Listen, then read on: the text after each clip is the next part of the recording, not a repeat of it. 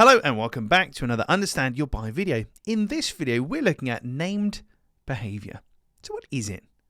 When you name a behavior that your client is experiencing, you demonstrate understanding.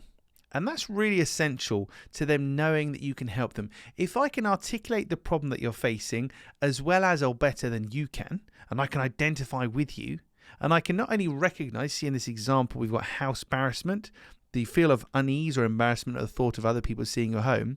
If I can not only recognize that you might feel uneasy of people seeing your home, but I understand it so well that I've named it and given it a cool name, that implies I know what I'm doing and I can help you, which is really, really important. And that's why this is a great tool for getting the attention of your buyer, first and foremost. So how does it work? It works because, as I said, if you can define the problems that you solve and the feelings, the emotions, the situations, the behaviors that I might be experiencing as a potential buyer, and then if you give it a clever name, all of a sudden you've taken something quite intangible, you've made it tangible, but also as a buyer, I feel heard and understood and validated, which is really, really important. So it's one thing to say, are you embarrassed about your kitchen? You need to buy a new kitchen. It's another thing to say, we can cure your house embarrassment, and this is what house embarrassment is. It kind of puts you on the same team as your buyer, fighting a common enemy, which is really important. But ultimately, any kind of clever wordplay, any kind of coining a term for something intangible to make it tangible, it's always going to put you in good stead with your potential buyer. So how can you use it? Well, there are a few ways to do it, but the main thing you need is for people to instantly understand your point.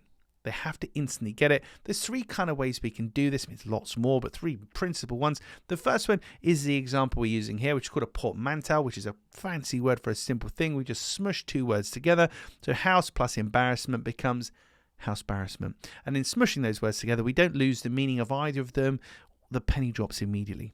The next one is having the blah blah effect. Now, from much of my own personal methodology, I've coined terms for situations and feelings and behaviors that otherwise didn't exist. And in reading and understanding and listening to some of them, lots of people have then connected with me and bought from me because they felt understood. So you could literally call it the house embarrassment effect or the people coming over effect or something like that. The final thing is we can find actual terms. Now, sometimes the word already actually exists to describe a feeling or an emotion or a situation or a behavior. It's just not known. An example of this, which I discovered many years ago, is communicating your message with only imagery and no words. That's called semiotics. And whether you know that's called semiotics or not, the fact that I know the word for it and there is a word for it, whether I made it up or not, implies I'm the expert here. And if I understand it as well as or better than you can, then perhaps I can help you. So that's named behavior, coining a new term to perfectly describe a feeling or a behavior, or using an existing one if it exists, can really demonstrate that you understand your buyer. And when your buyer feels understood, they are far more likely to buy from you. Well, that's it for another Understand Your Buyer video. And if you like this kind of stuff, then you'll definitely like the book, which you can buy at understandyourbuyer.com.